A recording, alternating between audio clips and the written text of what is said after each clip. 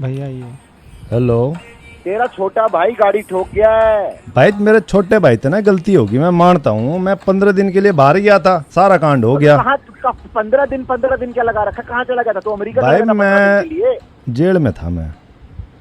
मेरे पे चल रहे हैं 4 मर्डर केस चल रहे हैं भाई, पर झूठे हैं। 4 मर्डर केस झूठे लगा रखे हैं मेरे पे भाई। मैंने किए ही 3 है, चौथा ऐसे लगा दिया खाम खा का। तो उस केस के सिलसिले में मैंने जाना पड़ा बार बार, तो वह प्रॉब्लम होगी। इसके पीछे इसने पता नहीं क्या कांड कर दिया, तो वही मैं बुझूँ भाई। आप तय क्या हो गया बताओ आप मेरे को। घनी लग गई क्या गाड़ी में? लगी है, इंश्योरेंस में कवर है आपका। आपके भाई ने गाड़ी मारी थी, बट मैंने डैडी से